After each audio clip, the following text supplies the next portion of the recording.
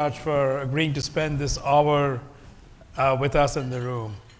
I think we cannot help but start by acknowledging the remarkable progress and the remarkable pace that India has made on its economy. If I hear the Prime Minister, number 5 in global GDP, and en route to number 3 soon, 3, 4, 5 years, something. So maybe if it's appropriate, we can start there and just have your commentary on this massive progress that has been made over the last 10 years or over the last 5 years.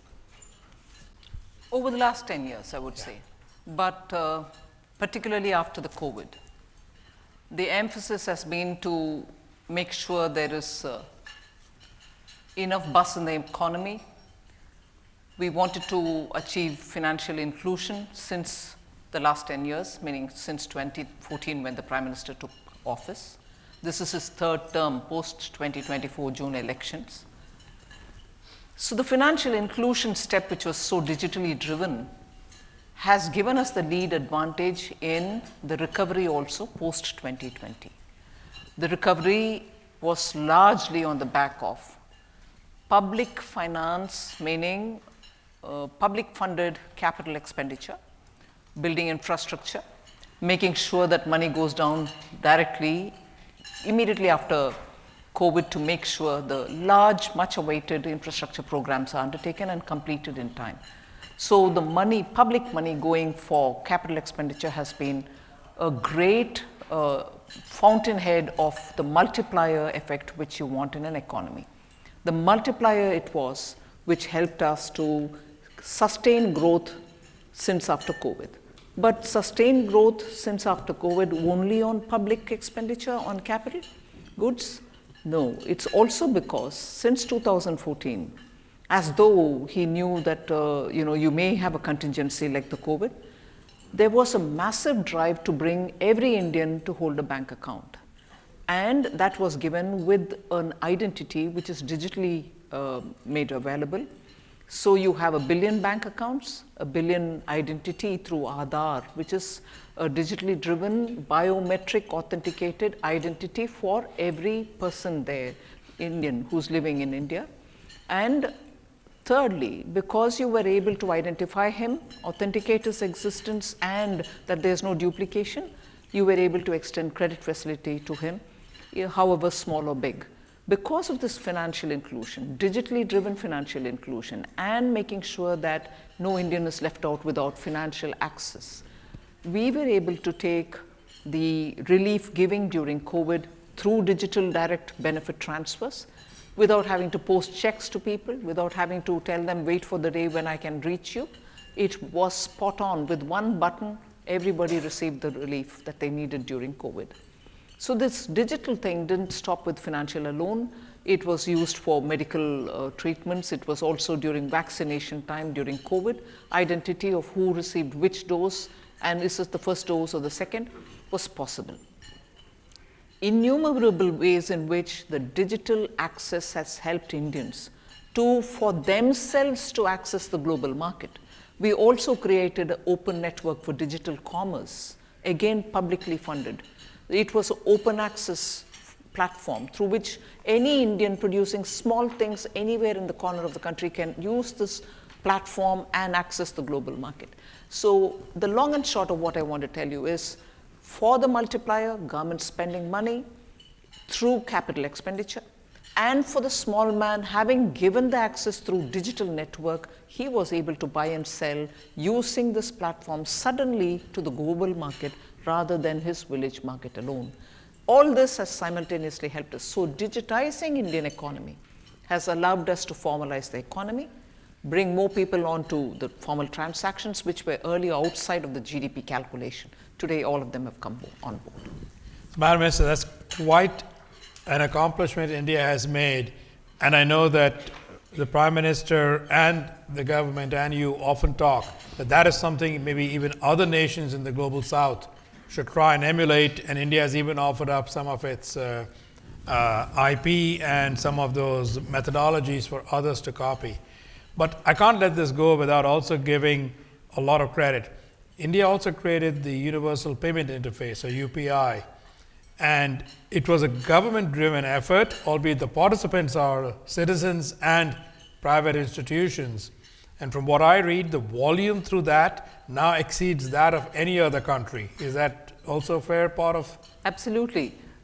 In that, whilst you've captured what we've sort of reached today, I want to tell you that the transition from using plastic cards, either as debit cards or credit cards, has been so rapid. There was a time in 2014, although many didn't have the advantage or access to the cards, there were still cards available so that you can transact. Then we moved over to the ATM. Then we moved over to just the debit card and ATM, from that to the POS machines which were used, the point of sales electronic machine which we used. Rapidly from that, today you don't need the card, you don't need the POS machine, the vendor doesn't have to be linked with anything. The transaction is possible with the QR code. Now the QR code is not an elite principle for India. In fact, it is the opposite of it. It is the QR code which has brought in fintech to come up with innovative ways of seeing how best we can even further simplify the process. A smallest vendor of vegetables or seasonal fruits right outside of the farmyard uses QR code to the most elite branded shop in one of the high streets in Mumbai or in Delhi, which uses QR code. So QR code has democratized the whole process of buying and selling in such a way that technology is as though a very child's play kind of a tool that everybody uses it. That's because the government invested in the infrastructure, digital infrastructure. That's because the digital infrastructure doesn't cater to only smartphones, it caters to all kinds of phones. Again, offline transactions are also possible even for those difficult areas which may not have internet connectivity at the efficient levels. So all these simultaneously being done by the government gave the lubricant that is so required to transform and keep moving along with technology and be on the top of it. Yeah. So the minister may not say it, but I will tell you from personal experience, 10 and 20 years ago, cash used to play a significant part in the economy. And the middle steps the minister talked about certainly helped all of the plastic in the middle, but when they moved to these QR codes and the UPI, it really made electronic transactions much, much more possible, which also removed a lot of the cash that was in the prior years essential for the economy. By the way, there's a lot of cost to managing cash, as some of the bankers in the room might know. And so that also went away, along with the ability to counterfeit notes and all that. So all of that decreases and helps the formal economy. Absolutely. And if I may add, it brings in great transparency to the whole process. One, it gets people to come onto the formal economy, on board onto the formal economy. Two, the cash which was flowing under the table has been now all eliminated. You are either on the top of it or you're not transacting at all. And after all, how long can an individual live without transacting? So this process of formalization has helped India to come out as a country which is open and transparent. And like I said earlier once in some other session, the FATF, the Financial Action Against Terror Funding, which is a global body, which doesn't want black money, which doesn't want any kind of fraudulent money going into terror or drug funding, has rated India as one of the topmost countries. Only 4 countries have been given the rank. That you will not be expected to produce periodic reports. Once in a period of 4 years, you may give a voluntary submission of what you're doing. That level of transparency has been made possible because of this digitization. And people have welcomed it. Small and big people do see the point that their creditworthiness is today seen with the footprints of their transaction. And therefore, an account aggregator, that's also a step which we took post-COVID. Account aggregators who are passed through between a willing, accepting customer who wants a bank facility to put his details on, and the bank funds him or her. So on voluntary basis, when somebody approaches the account aggregator, the credit that is available from the banks is now flowing through without him or her having to run through banks from pillar to post, or even to choose the bank which gives him a better service. So the account aggregator is one of the spill-off in this digitization era, which has brought credit to even the smallest of MSMEs who are in far-flung areas and so on. So transparency, greater access to credit, being absolutely accountable for every transaction. It's wonderful to hear that. I want to move a little bit into demographics and the age of the population. So as we know, there's a lack of skills in many, many parts of the world. Many parts of the world are now suffering from declining populations. India is lucky, at least from what I read. We have half the population under the age of 30, maybe under the age of 25. So there's a huge number of people coming into the working population. How is India planning to take advantage of this demographic dividend to sort of become a bigger and a more participatory player in the global economy? Yes, that's right. 45% of our population is under the age of 30. And the mean age we are talking about is 28. And most of them do enter a formal higher education center of sorts, whether it is the technology-based institutions at the local level or university for higher education and so on. So the biggest challenge that we had is the employability level or the skill set which is so required. And I'm sure Arvind will recognize that many of them coming out of universities have the qualification or the certificate from the university, but employers think there is a gap between the degree that he has and the employability that is expected of them. For being employed, they need something more. And it is that gap that Government of India is trying to now fill so that every graduate who comes out will be ready for employment. So from the final year of that course he completes or immediately coming out of it, we give them skilling, and you'll be interested to know that in the last 1.5 to 2 years, we placed a lot of emphasis on artificial intelligence. You are a pioneer in this field. You've been working 30 years in it. And I know you also set up quite a lot of centers which are now becoming centers of learning for it. India government has announced 3 centers of excellence for artificial intelligence. And besides that, we're also identifying institutions which have the capability to do R&D on it. Now, the Indian youth, therefore, are being given the first exposure, much before they get into jobs, first exposure into artificial intelligence. Be sure of how you're going to play it out for your benefit when your employer takes you on board. So the emphasis given to artificial intelligence or training in, let us say, Industrial Revolution 4.0's requirement. Internet of Things. Do you know to handle deep data? How are you going to, get Chat GPT like products? So are you going to be in a position to do such coding which will help you, and so on. So that is the attention that we've given. In the current budget too, we've come up with 4 different kinds of schemes. One for internship for getting exposure in the top 500 companies. Government will pay the salary or the allowance that you give for an intern, as different from a person who's in some kind of stipend-based employment. So 12 months he will be in the top 500 companies getting an internship and exposure. Other than that, we are also revving up 1,000 technological small institutions which are found in the districts, which are the federal government, the provincial government, and under the provincial government you have district administrations.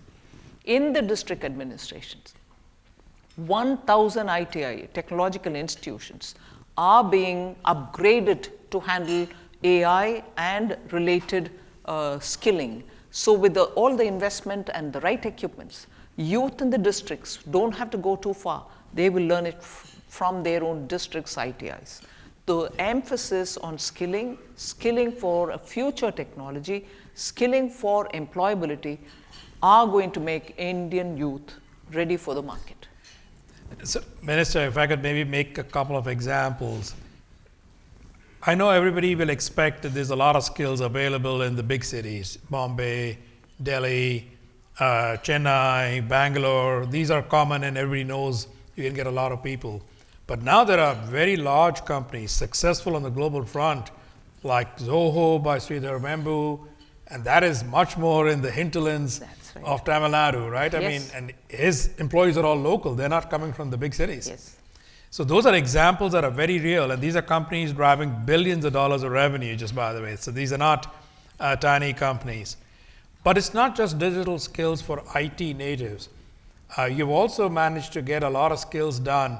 I know in some of the districts that are very close to you, like there is manufacturing going on now with Apple and Foxconn. If I remember, 10 to 20% of iPhones are now getting made in India. And those are not exactly unskilled jobs. Yes. And there's a big effort by the government to promote those plants and factories also. Is that fair? That's true. That's true. And even as I would answer that question with an affirmation and also saying there is scaling up also happening because government has also come up with a production linked incentive. And that production linked incentive scheme, we'd given an outlay of 1.976 lakh crores for it. And the investments which have already come for that production linked incentive driven scheme is about 1.36 lakh crores. So there is response to the scheme that we've brought in, and the fact that I'd like to bring in this element of inclusion as a point, because we are in the United States, one of the important points of discussion for the election campaign here seems to be gender, equal representation for all segments, and so on. The fact that many of these producers are coming in for scaling up, and we have the arbitrage, labor arbitrage available in India. The majority of these people who get into these electronic production are young girls. Young girls in big number. All right, now these investors are taking young girls in big number, and that's fine. No, we are not letting it go that way. Government in the budget has given provision so that huge residential apartments can be built for these girls to stay, because they come from the rural areas, work in these semi-urban areas, but they don't have a place to stay. Many of these companies also struggle to provide accommodation. So to enable with policy, we are funding building of such accommodation. So real estate today, which receives a lot of investment, has got in its portfolio affordable houses for middle class as a scheme, so investment can go there. Affordable accommodation for large employers of women, for instance, for building accommodation for them, you can go there. And investments, again, for developing large new townships. One of the things about AI, the center of excellence we are building, is to look at specialized sustainable cities of the future. So investment, again, for sustainable cities of the future. Yes, thank you, Vinay. Look, I know from past conversations with the minister, this is really both a formal and a passion of the ministers, and especially on educating women all over the country, whether it's in the portions of the Northeast where the formal economy has always had trouble reaching, whether it's down in the extreme South, whether it's in the hinterlands, whether it's in all the areas that people think traditionally as not being very developed. All of these things the minister just talked about have, I think, really, really helped.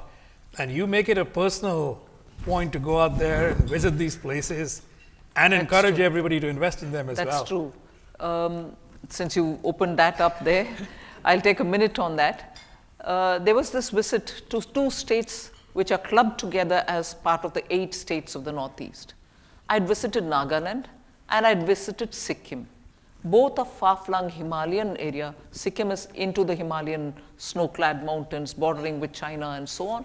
And Nagaland is not so much in the snow-clad area. It's so closer to the, let's say, semi-tropical southeast Myanmar and countries of that. In both the places, access is a big challenge even today. Our government has spent a lot of time and energy bringing connectivity to these regions, and they are much better off today. They have an airport, they have a railway station, they have wonderful roads going through them. You still have some of the pockets or habitations which have to be reached with ropeways rather than roads. But even in such a place where I had gone and spent 48 hours staying there to understand how it was, the number of women who have started startups, absolutely innovative way of making value addition for the products which emerge from there, access global markets. The day I had gone, sometime probably September of last year, early October of last year, in Nagaland, there was a woman-run non-governmental organization making upholstery and fabric, all beautifully designed and everything, and very speedily getting packed up. And I said, are you rushing it to some market? She said, yes, I'm rushing it to the Christmas market in United States of America. It's all going there for the Christmas. The goodies that she had packed, all made in local, handmade stuff. And similar was the case when I went to Sikkim. I had gone there just before the monsoon. The number of naturally produced, organically grown, that state is the first state in India which is an organic, declared organic state. The kind of things that they had made out of the fresh fruits and the vegetables and bamboo shoot-like things, which are rarity in the global market. They packed it all up and they were ready to send, and there is an airport. Indian government has now linked every such, let's say, vegetable or perishable, fruits, vegetables, flowers, growing centers, have an aircraft picking these things up for the international market. They straight come to Amsterdam, drop the stuff, or London to drop the stuff. They are linked today, so that the advantage of natural produce growing Himalayan states and those enterprising areas such as the Northeast, which are otherwise difficult to access, today directly linking to the global market.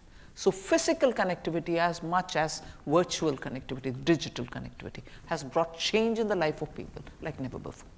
I think this is a story that is not very well understood in terms of individuals being able to participate in the global economy, not just the larger corporations and the larger players, which is very different than I think most other countries.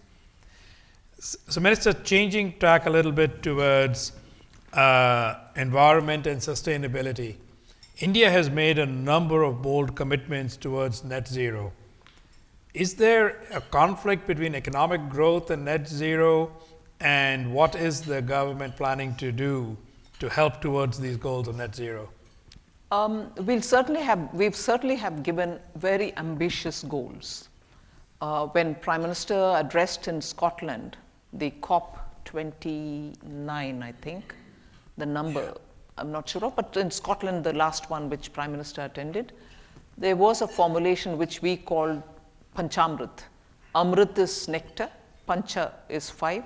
So 5 nectar principle of how we are going to go forward in achieving net zero. 2070 is when we have given ourselves a goal of net zero. It might sound as if we are too far away, but India is also probably only a third of the global per capita emission which happens from India.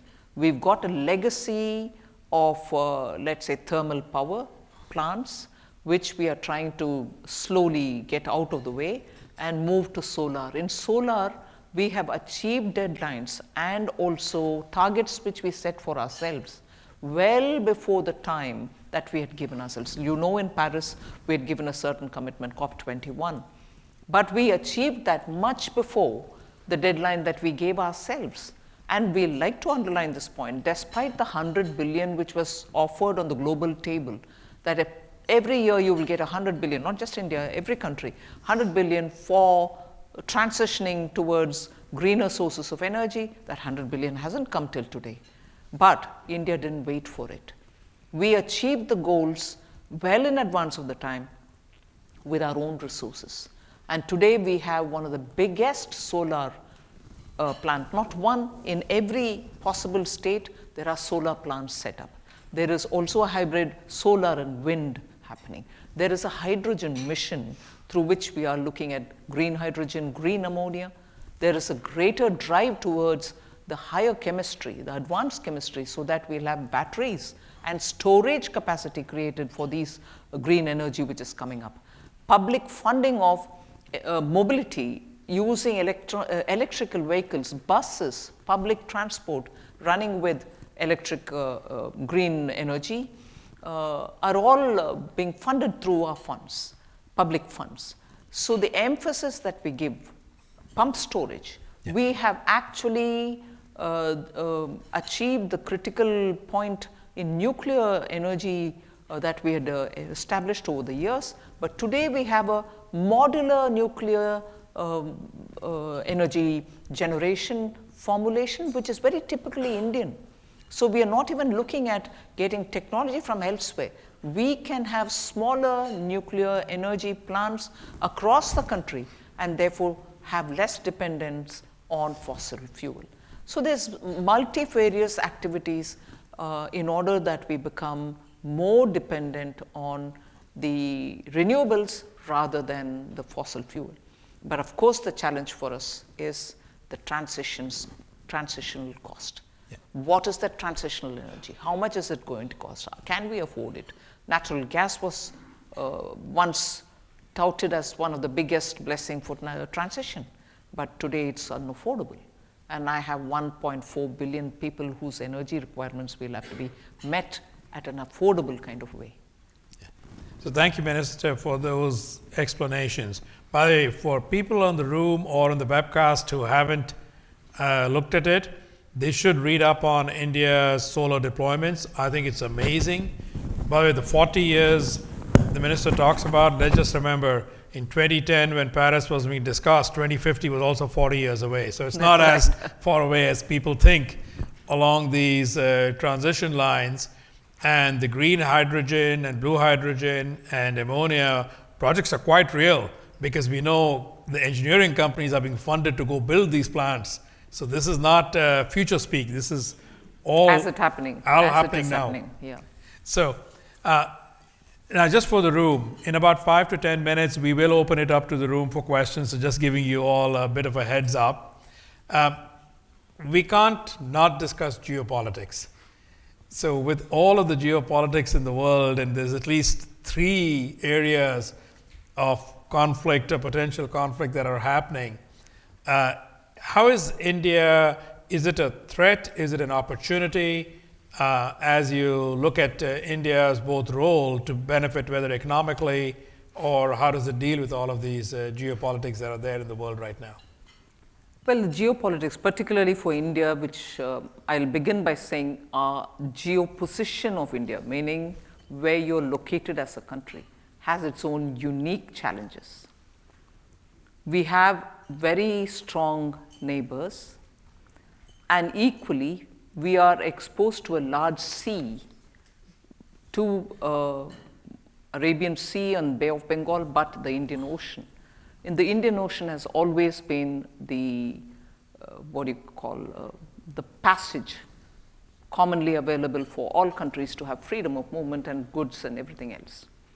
But therefore, our challenges are also the exposure that we have in the south to the seas, through the seas, to forces which do come into our waters. As much as we have our land border territory countries with whom we have several questions and challenges, whether it's Pakistan, who's constantly at odds with India, and whether it is China, who are also our neighbors. So there are, our position itself raises challenges for us. It's not something which is of our making. We are located in a neighborhood where there are challenges, and they continue to be a challenge through the 70 years or even before. And I don't see them abating that soon. They may not be aggravated, but they are challenges nevertheless. If that is because of my geopositioning, the area where I'm located, the problems otherwise coming from the geopolitical developments do cause a concern for me, because insurance costs have gone up, shipping lines don't know the route that they want to take, the shortest efficient routes are not any longer without threat, and above all, we have food, fertilizer, and fuel, all 3 being challenged globally because of supply chain problems. Now, India is producing its own food, no problem, but it requires fertilizers, and that is because of the war in Russia, Ukraine, we do have a problem. We'll have to source it from wherever else we can get it from. And as regards fuel, you know that I've already said we import quite a lot of crude, but our dependence is coming down and we are depending on fossil fuels now. But with all this, it's not as if it's only challenges. We have great opportunity as well. And Government of India is now devising various different ways in which we are able to look at French shoring, if I can borrow the expression used by Secretary Yellen. She was in India when she expressed that there should be French shoring and India should be the first friend in that route, I would think. She had spoken about French shoring, but I'm adding this bit of, India should be the first one. So if French shoring is something which we'll have to work on, there are investments and investments coming out of China because the world today wants to de-risk itself from having put all the eggs in one basket. They want to see it coming out and spreading in different. And I would think there's no other better country than India, not because of shared values, democracy. Yes, all that is there. It's been there for 70 years. But why would you want it today? You would want it today because of the very same factors that we spoke about. Demographic dividend, skilled manpower, English speaking, common law abiding, and above all, completely open to ideas coming from different parts of the world. We have kept ourselves always accessible.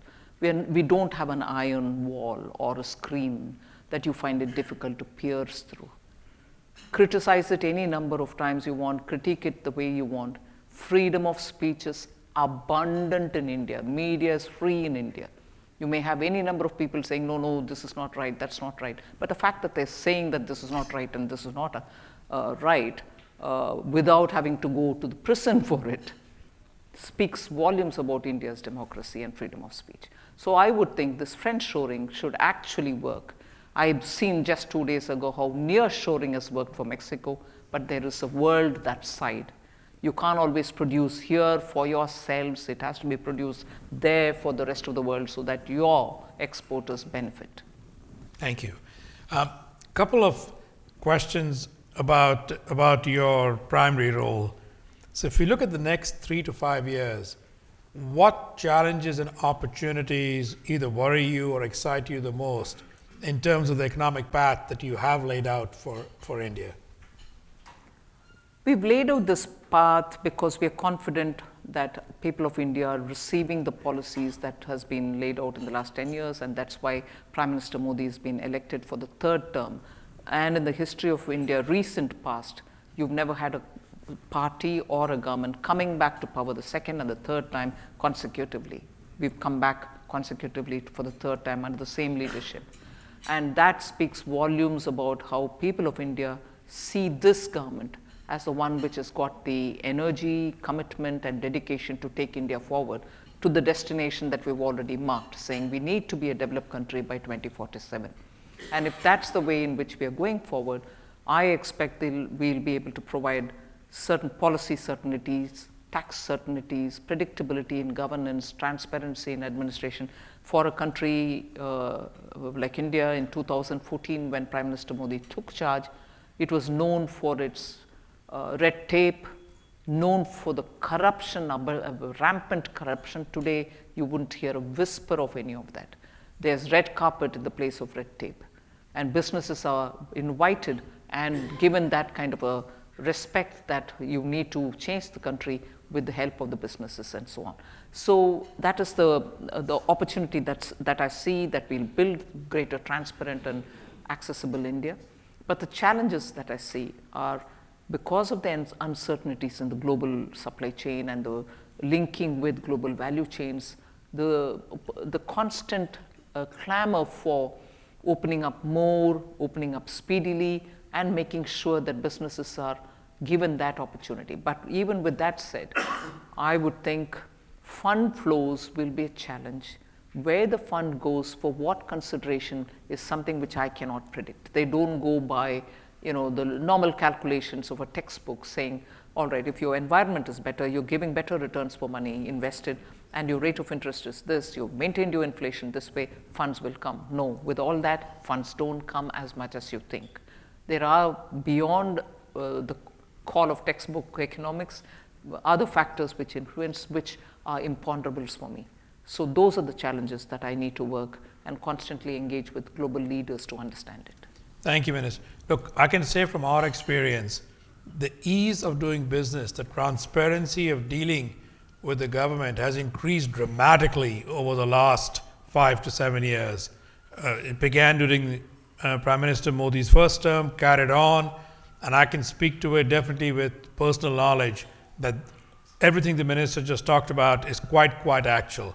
Just to put some numbers, India is around, if I remember, beginning of the year, 3.8 trillion in GDP. It's also close to hitting the magical number that many developmental economists talk about of $3,000 per capita GDP. It has set a clear target of, I think, around 6 trillion, which would make it the third biggest in the next 4 years or so, en route to these much higher aspirations for 2047. Which the Minister sort of referred to in all this. And so, Madam Minister, maybe the final question before we go to the room. If you look at some point, you will be leaving a legacy. What kind of legacy do you want to think about that you would have left in these many years that you have been the finance minister? You know, if I was born somewhere in the West, it would be easy for me to answer this.